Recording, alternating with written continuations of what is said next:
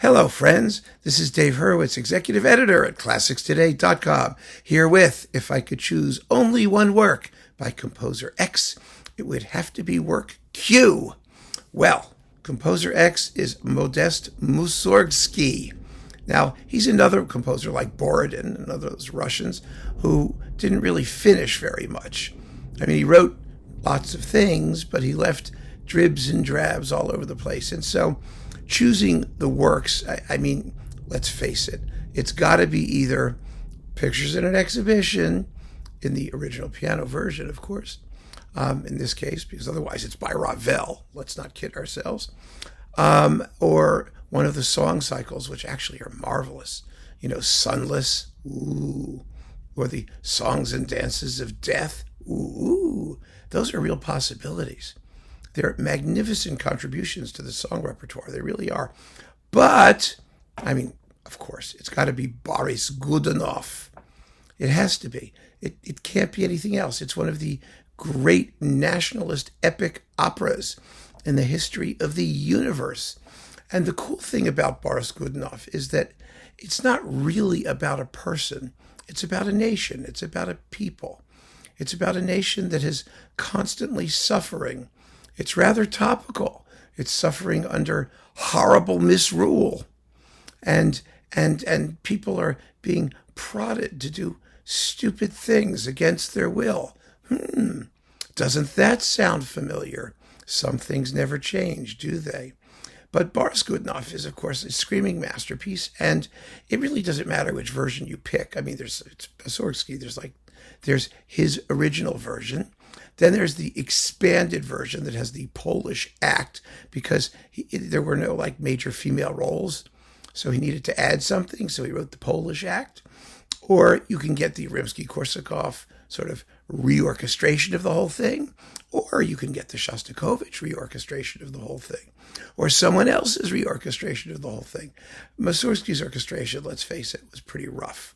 It really was. Some people like to make lemon out of lemonade, or lemonade out of lemons, that's the expression, pardon me, and say that, well, the roughness is part of the experience, and it's, just part and parcel of the work.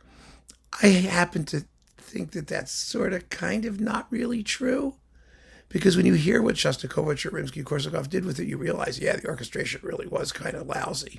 It was rudimentary, but you can get past it. You can get past it. I mean, it's not like something that's a crime.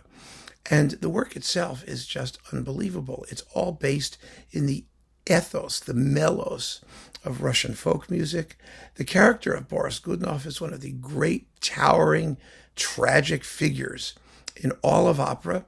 And the opera itself is just an extremely important exemplar of a large group of operas, not just French grand opera, for one, for example, like Meyerbeer, the Huguenots and La Prophète, and these operas that are about big issues, casts of thousands, the Cecil B. DeMille, Hollywood extravaganzas with, just crowd scenes and things and stuff like that. It's about, historical events. It's not really about love interest.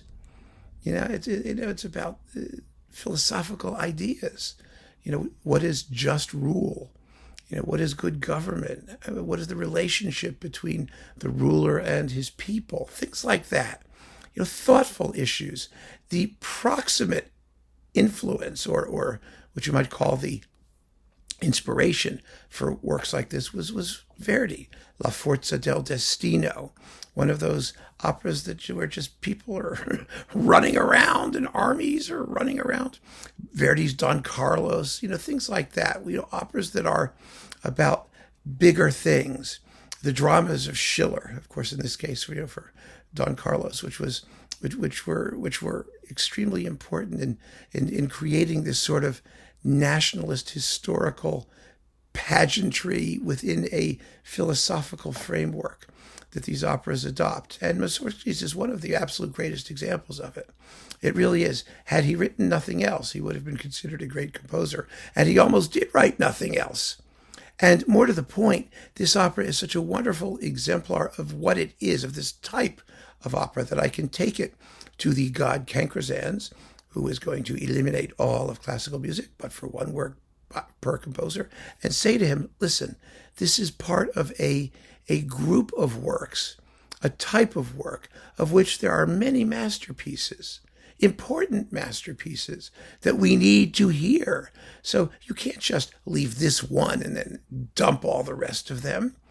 That would just be terrible. We already talked about Verdi, and his one exemplar was Rigoletto. You're going to get rid of Don Carlos? I mean, come on. It's impossible. You know it. We all know it. And Cancrozans knows it. So Boris Godunov is the work by Mussorgsky that has to serve as his exemplar, his most typical and characteristic work. And there's really only one or two of them. Only a couple of them anyway, but there are many typical and characteristic works by other composers that need to be preserved. So keep on listening, friends. Thank you so much for joining me. Take care.